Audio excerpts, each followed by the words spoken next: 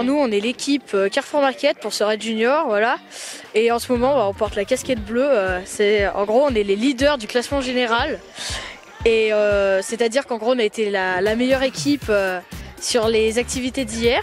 On a fait le cross. Donc on a couru. Et Victor qui a fini premier. J'ai été premier du cross du raid junior 2023. Et je suis très content. Cette année, le cross, il est cumulé à d'autres activités le premier jour pour le classement général, alors qu'avant, c'était que le cross qui comptait. Et ils faisaient les résultats en fonction du cross. Mais là, on fait d'autres épreuves, plus le cross, et ça fait un classement général. Aujourd'hui, vous allez avoir la chance de voir des parcours du combattant qui a lieu sur l'espace du Bois Noir, où les enfants vont, on va dire, ramper, vont être dans la boue, pour un parcours qui est innovant, qui a été monté uniquement pour cette journée-là.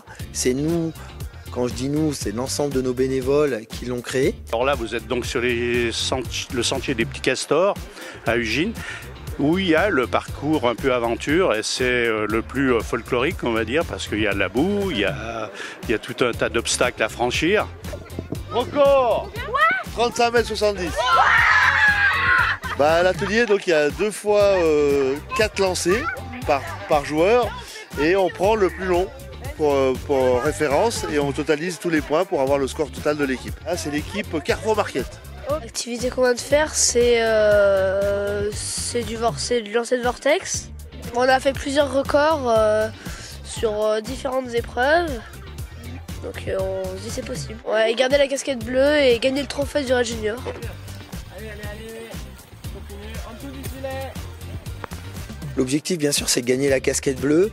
Les enfants, depuis hier, se disputent la casquette bleue. Il y a 32 équipes, 160 enfants qui participent à 52 épreuves. Donc les 52 épreuves, elles sont définies sur différents critères. Il y a 3 critères que nous avons définis.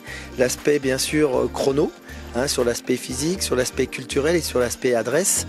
Et les équipes, elles se disputent la casquette bleue sur toutes ces épreuves. Pour organiser cet événement, 160 enfants, c'est 70 personnes qui nous aident. Alors 70 bénévoles. Voilà, t'avances un petit peu plus sur le côté. Avance. Mets-toi devant les cônes là. C'est des équipes de 5 personnes. Chaque enfant part individuellement et fait un parcours sportif pompier. Donc là, l'enfant, il part. Il tourne autour du poteau, il va récupérer avec un de ses partenaires un brancard. Ils refont le même circuit. Quand il arrive là-bas, il va poser le brancard et il a 3 commandes à jeter dans la gamelle qui est là-bas au fond. Après, ils partent, ils font le labyrinthe, ils vont récupérer un tuyau. Puis là, ils passent dessous une petite barrière, ils passent sur la poutre, ils déposent le tuyau, et là, ils vont passer dans c'est un petit intermédiaire de barrière, et ils sprintent jusqu'à là-bas. Quand ils arrivent là-bas, on donne le départ pour repartir un autre candidat. Et on fait ça 5 fois. Donc là, on est au cross-training.